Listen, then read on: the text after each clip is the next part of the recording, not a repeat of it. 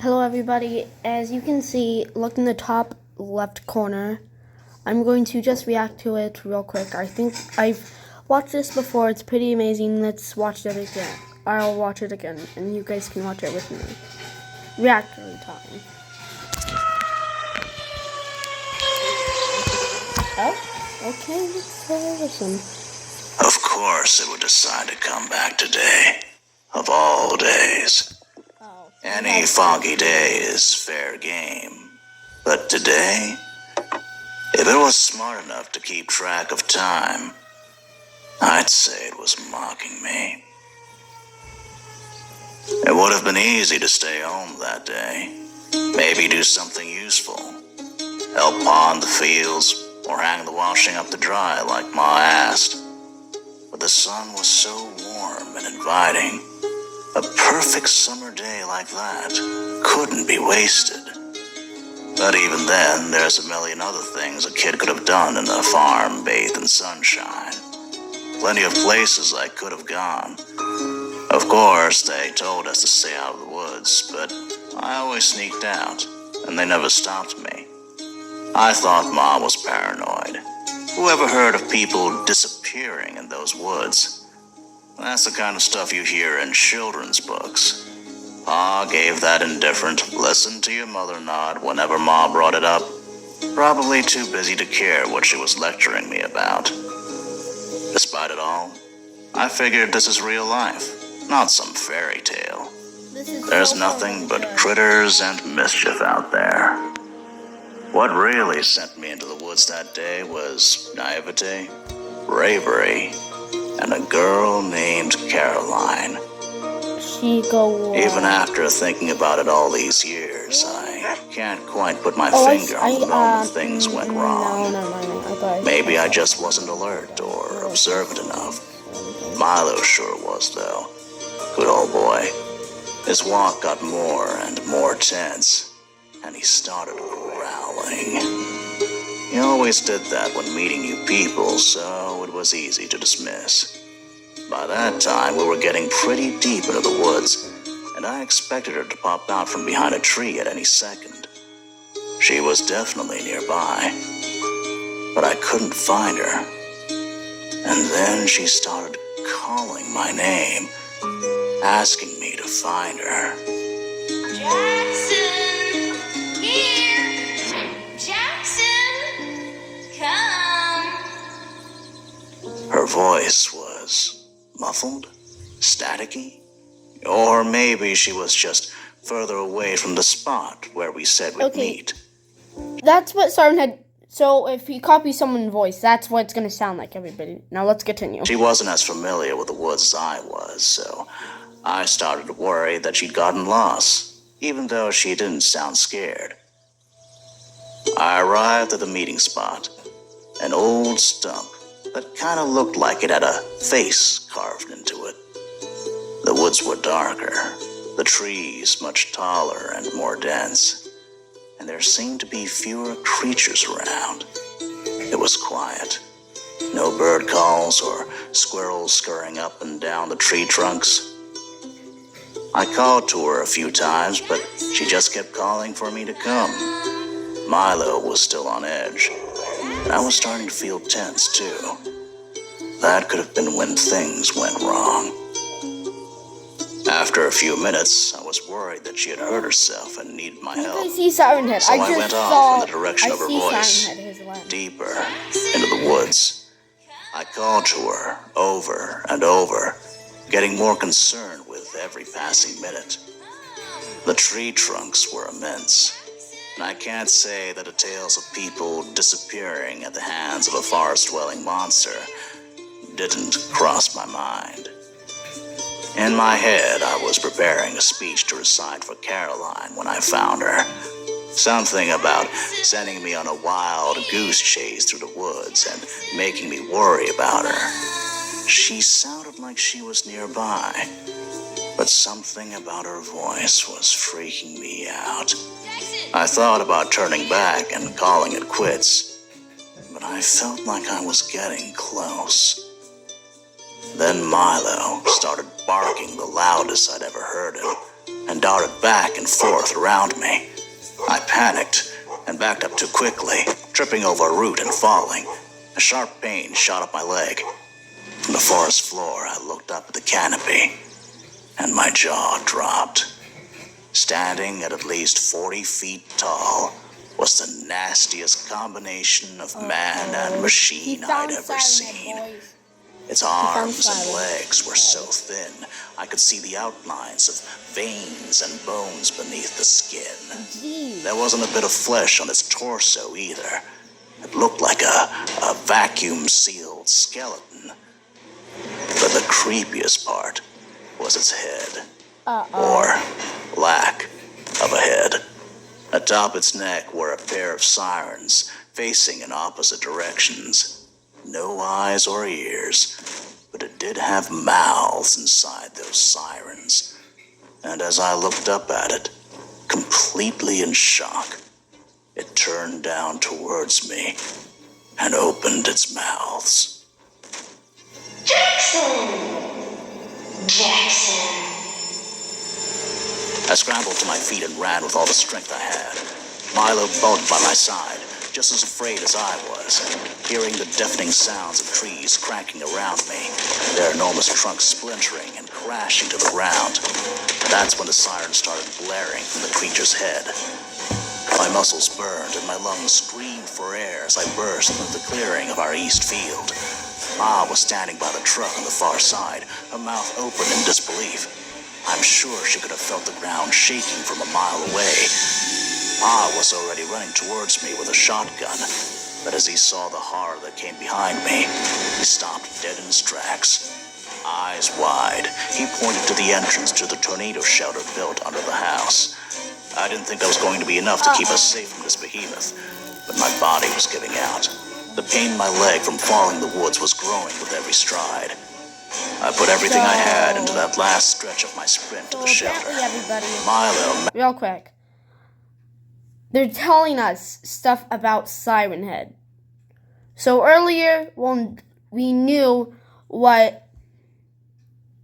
We'll know if it's him. But I'll react to see if Siren Head is real. If you want me to react to more videos like this, ask me. I'll most certainly do it. There's a second part too, so let's continue part 1. Managed to keep pace. Pa ran ahead to unbolt the door. Ma broke out of a trance and scrambled towards the shelter too.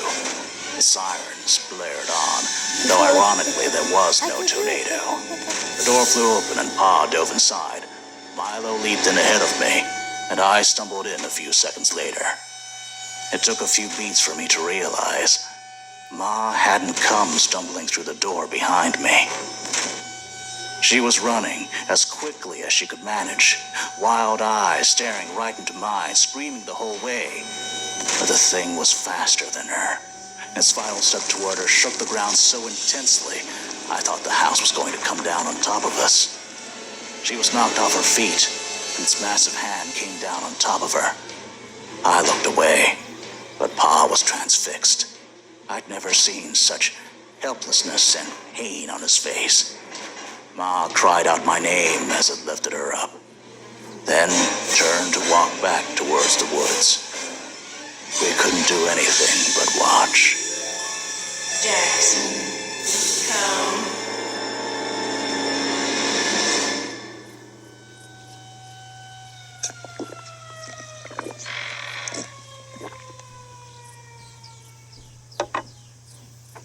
Milo, come on. We got an old score to settle. There hasn't been a day in my life I haven't thought about that morning. Thought about that Big fight day. thing. How it ruined our family. And it ruined destroyed our his lives. house. He's missing a I've car. mourned Ma every day, and never even knew what happened to her. How she might have died. Whether it tortured her or not. Or if it just kept her prisoner somewhere. I lost Pa that day, too. He blamed me for the whole mess. Started drinking, and eventually left. All these years, it's been just you and me, Milo. And now we're going to finish this. Wherever you've been all these years, I'm There's sure Siren you've Head in only the top hurt middle people, corner. You can see taken that. others who were loved, torn Also, families Siren apart. Head doesn't have I eyes. bet so nobody's probably tried can't, hunting you the probably- way you hunt people, Actually, though. And I I'll bet search up I'm one of the afterwards, only ones who ever got how away Siren from Head you. sees. You know what that means? I know you, and I've got nothing left to lose. I hope you're ready to meet your maker, Siren Head. That's a good name. He already Jackson, come. You took my mother. You took Caroline. How many other voices have you stolen, freak? Bro, Siren has a terrible voice, so that's why he still voices. Oh, that must have hurt.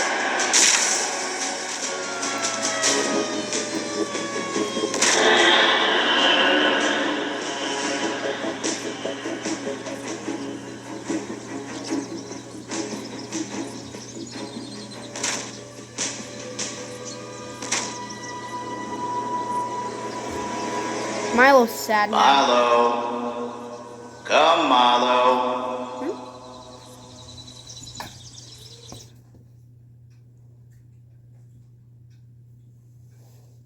Thank you all for watching the video. We hope you enjoyed our original story. That was amazing. Now,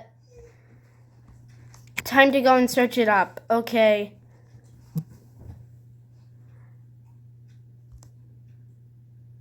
So, guys, how does Siren Head see?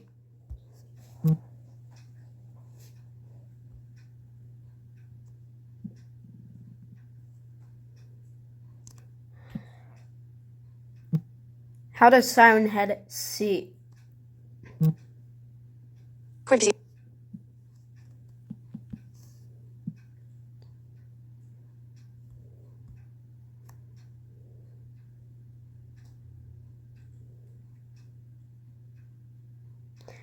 The lack of eyes, can still see.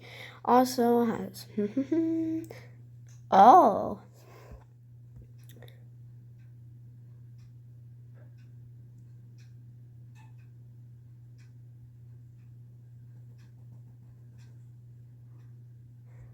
Yep, we knew that already. Okay, what's this? Let's see. I have to check something. Okay, just nice to know. Now let's watch the second one. Like I said, I've already watched this. Now it's in 9 minutes.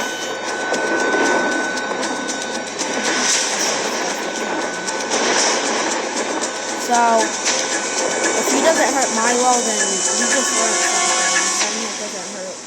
Oh. What the? So they're still alive, just Siren had trapped them there. It's about time. I've been wondering if you were gonna wake up at all. Where am I? How did I get here? I imagine the same way I did. Him. Right. I guess I never considered it had a gender. It was always just this thing. This monster. Name's Charlotte. And if it's any consolation, I'm sorry your luck has brought you here. My name's Jackson. Same to you. What's your story? Clearly you already know about the Siren Head. Have you had run-ins with him before? You could say that. He took my mom.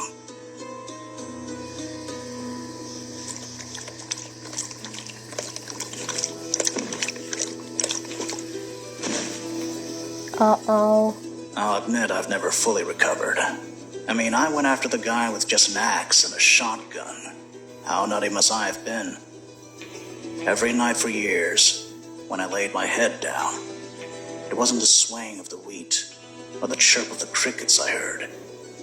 It was the distorted, muffled voice of my mother speaking to me.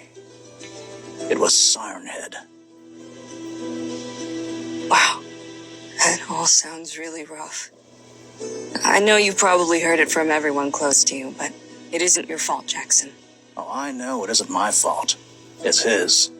Now tell me, how did you find yourself down here? Mine might not be as tragic as yours, but it is complicated, to say the least. In my former life, I was a doctor. Well, at least I was training to be one. When it all began, I was simply a resident, under the tutelage of the master surgeon, Dr. Vincent Henderson. God, did I respect that man.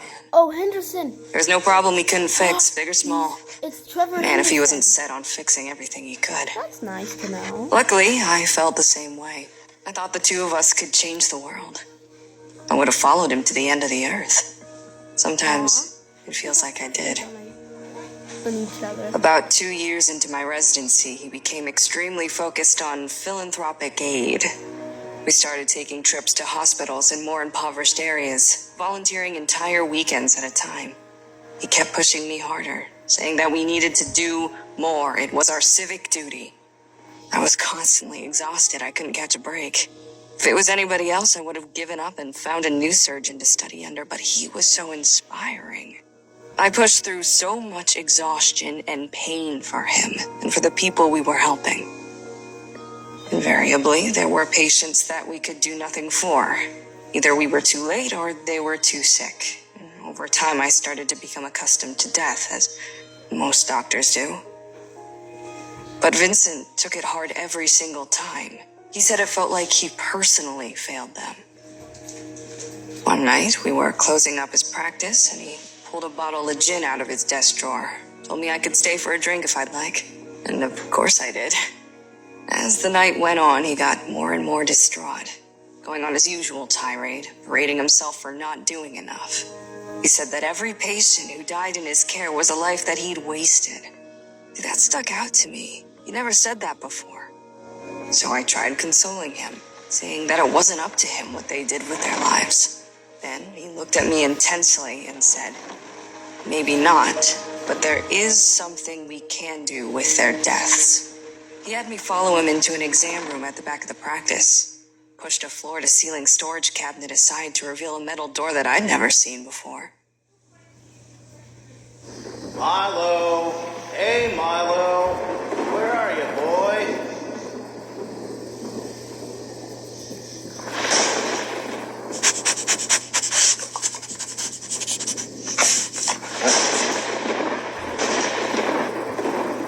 Wow, a secret room. What was in there? The room was a cold storage unit. I'd never known about it all my months of working with him. He unlocked it and ushered me inside. I remember the shock, mostly, and the smell. There were 4 bodies laying on metal exam tables covered in thin white sheets. Panic started to rise, and every muscle in my body was ready to run, but a certain curiosity held me back. He walked to the first body and looked at me before lifting the sheet. It was a Caucasian male, about 40, bloated and extremely pale. His skull had been opened and sewn shut again, and there were pins sticking into his scalp. There was a speaker in his mouth, stretching his lips abnormally wide.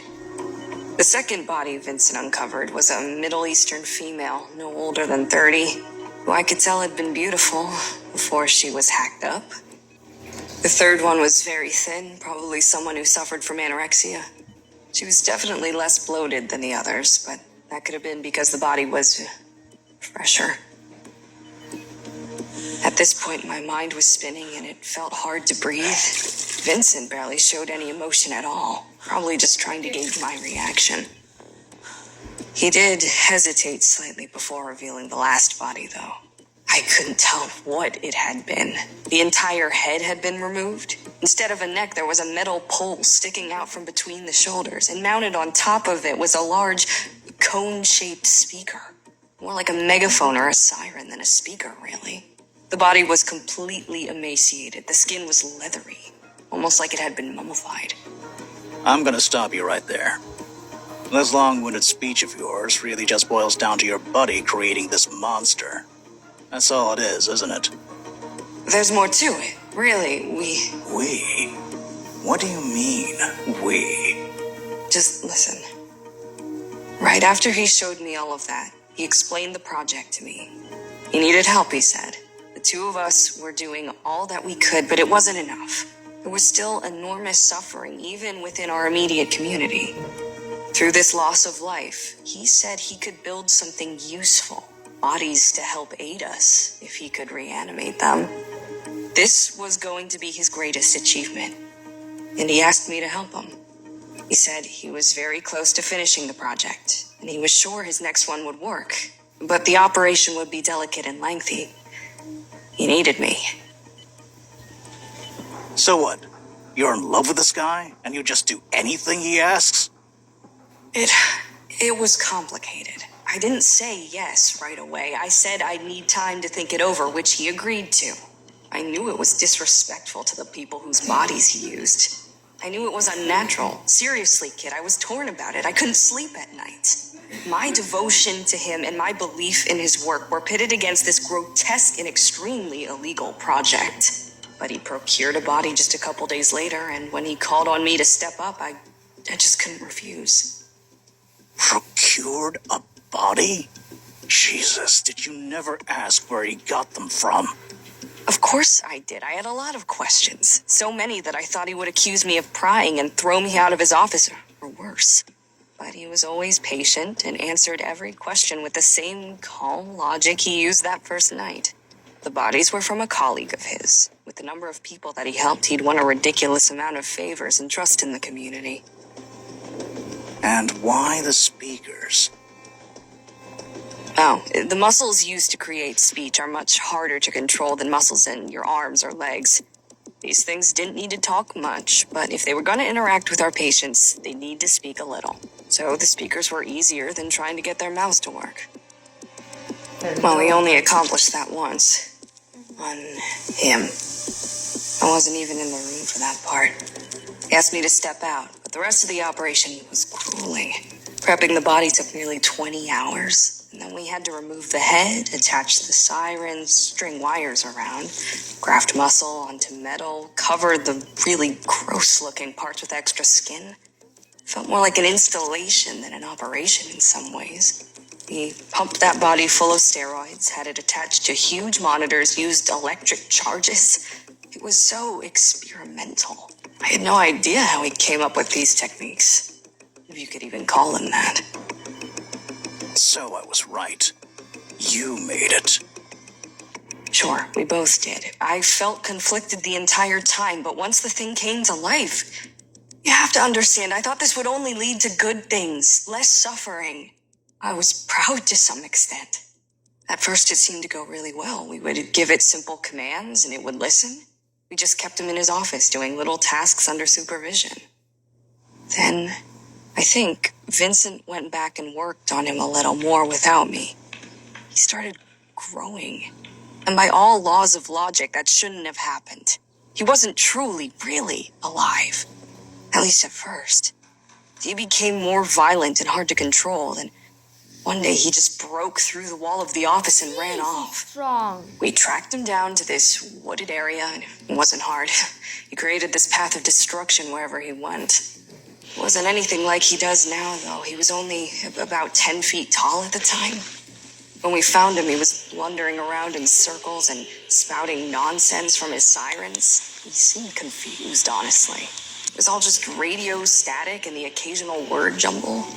Vincent and I tried to talk to him, but he either didn't understand us anymore or didn't care what we were saying. Eventually, Vincent decided he was a lost cause and wanted to try again with a sixth body.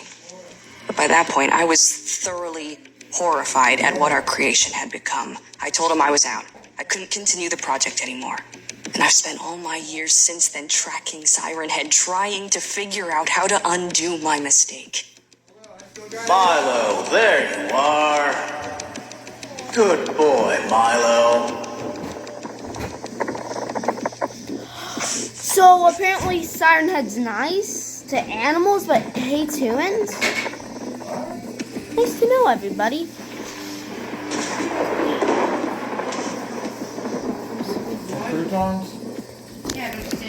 Do you have Okay, any well, idea this what is grief you've Fang. brought people? I lost my whole family because of this thing. Who knows what it's done to other people in the 12 years since then? You think I haven't thought about that? I've spent my whole life trying to make up for what I did. Oh no. How could you They're gonna create slap. something you had They're no gonna punch, control they're gonna over? fight. But we did! I don't know what Vincent did to it after that first operation. That's what made us lose control. Sounds like you're trying to tell yourself you're not to blame. Like you weren't responsible for everything it's done. No, that's not true at all! No! Let her die. Please, you have to help me! I don't think so. You killed my mother. That's Dad. That's so cool. Well, everybody, have a good day. Like and subscribe, share. Also, I hope I don't get demonetized for this. And if I do, please comment me, because I want to know, just in case, or if I have to ask if I can. But I'm pretty sure that if they find out, I'm pretty sure they're gonna be okay with it. But I'm not completely sure about that, so I just had to take a big risk for all of you. So I kind of need you guys to smash that like button, hit the notification bell, and subscribe. If you can't, because you're not signed into Google, please do so and ask for your parents' permission. Goodbye. Dun, dun.